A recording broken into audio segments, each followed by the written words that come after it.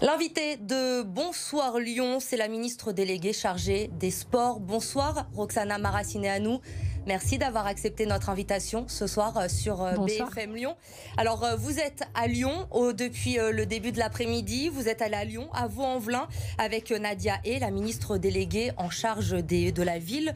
Au programme, la présentation des mesures en faveur du sport dans les quartiers. On rappelle que 100 millions d'euros destinés à aider les collectivités. Concrètement, Roxana Maracineanu, comment ça se caractérise aujourd'hui, ces mesures ?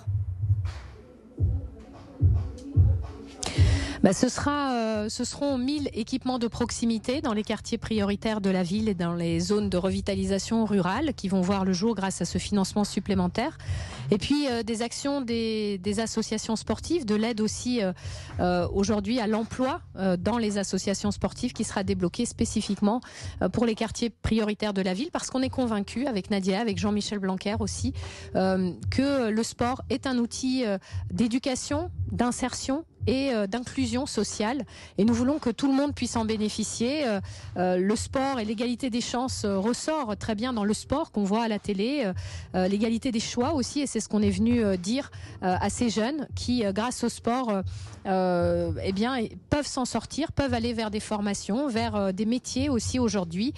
Il y a un plan national de relance, un jeune, une solution, dans lequel le sport a toute sa place, avec des dispositifs qu'on est venu ici valider et vérifier qu'ils fonctionnent sur le territoire, comme le dispositif Sésame qui permet à des jeunes éloignés des formations aujourd'hui ou en décrochage scolaire d'aller se préparer pour intégrer des formations au métier du sport, pour pouvoir intégrer derrière des collectivités ou des associations qui ont besoin d'eux. Alors vous allez rester à Lyon jusqu'à demain, puisqu'une rencontre est prévue avec Jean-Michel Aulas, le président de l'Olympique Lyonnais, mais également avec Tony Parker et Olivier Ginon. Au programme de cette rencontre, évidemment, le retour du public dans les stades. L'OL qui s'est porté volontaire, on le sait, pour être stade test en France. Est-ce que Lyon pourrait être la ville test finalement avec l'Olympique Lyonnais, mais également avec le Loup et l'Asvel ? Oui, nous allons commencer à faire le tour de plusieurs clubs, de plusieurs organisateurs d'événements pour travailler avec eux sur des protocoles qu'ils ont déjà commencé à réfléchir. Des protocoles qui intègrent aussi toutes les nouvelles données aujourd'hui de la gestion de crise, la vaccination, le testing, cette stratégie aussi qu'on est beaucoup plus capable de mettre en œuvre aujourd'hui, de pouvoir regarder les cas contacts et puis après d'isoler les personnes qui ont été en contact d'autres personnes contaminées. Ce sera un moyen de refaire revenir les gens dans les stades, dans les enceintes sportives, avec des jauges qu'on appelle relatives, donc calculées par rapport à la grandeur des places disponibles dans ces installations sportives. On veut que lorsque les données sanitaires permettront de reprendre le sport en milieu clos, en milieu intérieur, et puis de permettre aussi aux gens de revenir dans les stades, regarder le spectacle sportif, on veut que ces clubs, ils soient prêts pour les accueillir et qu'on puisse démarrer très vite, dès que ce sera possible de reprendre. Donc aujourd'hui, concrètement, le retour du public, Roxana Maracineanu, ce n'est pas forcément pour le foot ou pour le rugby, pour les stades en extérieur. Une fois le protocole mis en place, ça concernera tout le monde en même temps, même les sports de salle auront le droit à ce retour du public ? On ne sait pas comment les mesures vont être annoncées, mais évidemment, lorsque les gens pourront revenir dans les concerts, dans les cinémas, ils pourront aussi revenir dans les enceintes sportives. Mais pour ça, il faudra regarder les chiffres. Mais nous, on veut en tout cas que les clubs et les organisateurs soient prêts à accueillir du public en toute sécurité. Et c'est pour ça qu'on commence dès maintenant à travailler sur ces protocoles pour pas avoir le temps de latence une fois que la décision sera annoncée, de savoir comment chaque club va s'organiser.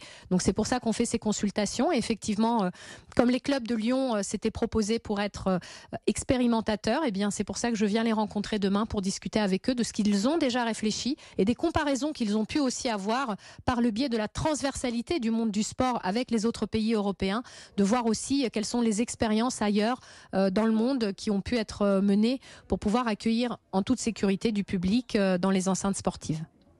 Alors on le sait, Roselyne Bachelot l'a confirmé encore hier, la ministre de la Culture. Il va y avoir des concerts tests qui vont débuter dès le mois de mars en France. Les festivals cet été vont pouvoir avoir lieu également en France. Est-ce que pour le sport, Roxana Maracineanu, on est sur le même timing? Est-ce que ce retour du public, ces tests vont débuter assez rapidement, peut-être dès le mois de mars? Est-ce qu'on peut espérer voir du public dans les stades avant la fin de cette saison? Alors écoutez, je ne veux pas donner de faux espoirs en annonçant une date. On regardera aujourd'hui les données sanitaires et puis on a la chance dans le sport d'avoir des événements très récurrents. On en a toutes les semaines.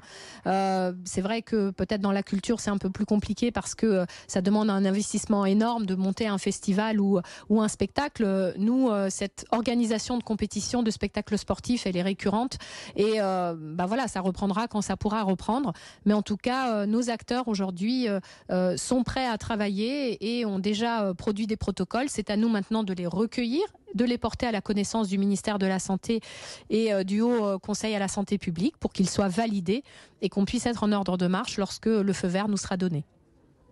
Alors le monde du sport, on le sait, qui souffre énormément avec cette crise sanitaire, les associations sportives notamment. Comment les aider aujourd'hui pour qu'elles arrivent à survivre, notamment les clubs amateurs ? C'est vrai que les associations ont de la difficulté aujourd'hui à respecter la promesse qu'ils ont faite à leurs adhérents au mois de septembre. Moi, je les encourage à utiliser toutes les possibilités qui leur sont ouvertes aujourd'hui, même si elles sont réduites. Il y a la possibilité de pratiquer à l'extérieur. Les beaux jours commencent à revenir, comme ici à Lyon où on a connu une belle journée ensoleillée. Il y a les mercredis, les samedis, les dimanches où on peut utiliser toute la journée. Et c'est vrai qu'aujourd'hui, il n'y a plus de compétition les week-ends. Donc, imaginez des choses nouvelles, proposez des choses nouvelles à vos adhérents, mais y compris à leurs familles, à leurs parents, ou à leurs enfants, si vos adhérents sont les parents, essayez de pratiquer de manière en sécurité, respectez les consignes sanitaires, mais n'hésitez pas à vous retrouver, à animer l'effectif d'une association parce que les gens ont besoin d'être ensemble et puis surtout c'est essentiel pour la santé de pratiquer du sport. Ce n'est pas parce que votre association, votre sport est mis à l'arrêt, parce que votre piscine ou votre dojo est aujourd'hui fermé, quand vous faites de la piscine ou du judo, il y a d'autres installations sportives, il y a des aires sportives, il y a des endroits dans la ville et en dehors de la ville qu'on peut aller occuper aujourd'hui avec les adhérents d'une association. Les éducateurs sportifs sont qualifiés, sont capables et autorisés à faire ça. Donc il faut occuper les moments de la journée et les espaces disponibles pour mettre les Français au sport parce que c'est essentiel pour leur santé. Donc aujourd'hui, Madame la Ministre, il n'y a pas de perspective à donner aux clubs amateurs, au sport en salle, je pense au basket, au volley, au judo, vous l'avez dit, ou encore au hand, on le sait. Les jeunes footballeurs, les jeunes rugbymen ont la chance aujourd'hui de pouvoir s'entraîner. Ce n'est pas le cas pour ceux qui font du sport en salle. Aujourd'hui, ça paraît compliqué de pouvoir leur donner un horizon à ces clubs-là. Écoutez, tous les sports sont lésés, y compris le football, le rugby et les sports en extérieur, parce qu'il n'y a pas aujourd'hui de compétition qui peut se dérouler. Donc il n'y en a pas qui sont favorisés par rapport à d'autres. Il y en a qui peuvent occuper des enceintes sportives en extérieur. Et moi, j'invite toutes ces associations à un niveau local de tendre la main aux autres associations qui d'habitude occupent des installations à l'intérieur, aux collectivités aussi de créer des collaborations entre ces associations d'intérieur et d'extérieur pour qu'on puisse proposer à un maximum d'enfants, à un maximum d'adultes sur les temps où on peut faire du sport en journée avant 18h puisqu'il y a un couvre-feu après 18h, de pouvoir se retrouver et leur offrir ce service dans les installations qui sont ouvertes. Le mois dernier, vous annonciez travailler sur la fabrication de masques sportifs justement pour aider à reprendre au plus vite une activité en intérieur. On en est où sur ce projet? Ils vont bientôt arriver ces masques?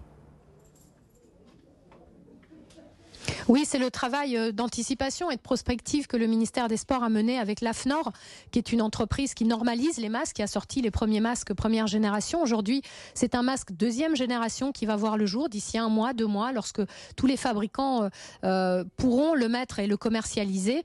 La norme, nous l'avons financée, nous l'avons travaillée avec le ministère de la Santé et l'AFNOR.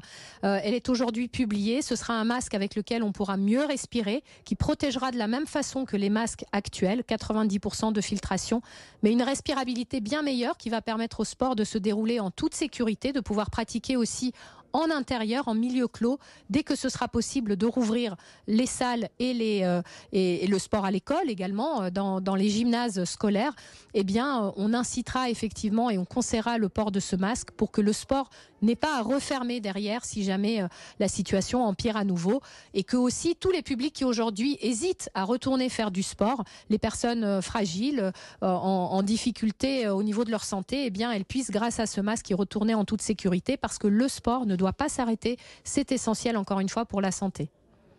Le sport qui ne doit pas s'arrêter. Une dernière question. Je sais que c'est compliqué aujourd'hui de se projeter, de donner des dates. Noël Le Graët, le président de la Fédération française de football, était à Lyon cette semaine. Il parlait de la reprise des championnats amateurs, qu'il fallait prendre une décision avant la fin du mois de mars. Est-ce que pour vous, il est possible encore que le sport reprenne, le sport amateur, ou c'est d'ores et déjà une saison blanche qui va être annoncée ? Moi, j'incite toutes les fédérations à attendre encore un peu, à attendre peut-être la fin des vacances pour qu'on voit aussi l'effet de ces vacances sur la circulation du virus en France, d'attendre peut-être l'arrivée de ce masque aujourd'hui sur le marché. Je sais que les championnats amateurs ne pourront de toute façon pas se dérouler vu le timing de la même manière que d'habitude, mais il sera toujours temps de réfléchir à une nouvelle organisation pour ces compétitions parce que la compétition, la confrontation, ça fait partie de la pratique sportive, ça fait partie de l'amusement et de la passion qu'on a à pratiquer un sport. Il faut qu'il y ait des compétitions dès que ce sera possible de se rencontrer à nouveau, de se confronter, mais peut-être ce sera sur des modalités différentes de celles qu'on a l'habitude de connaître dans les différentes fédérations. Mais il n'en demeure pas moins que même si la fin des championnats risque d'être annoncée, c'est vrai, par certaines fédérations dans les prochaines semaines, eh bien, il y aura un autre circuit de compétition qui forcément verra le jour d'ici la fin de la saison sportive. Et puis peut-être aussi une saison sportive qui pourra être rallongée sur les mois de juillet-août. Merci beaucoup Roxana Maracineanu d'avoir été notre invitée ce soir sur BFM Lyon. Merci à vous.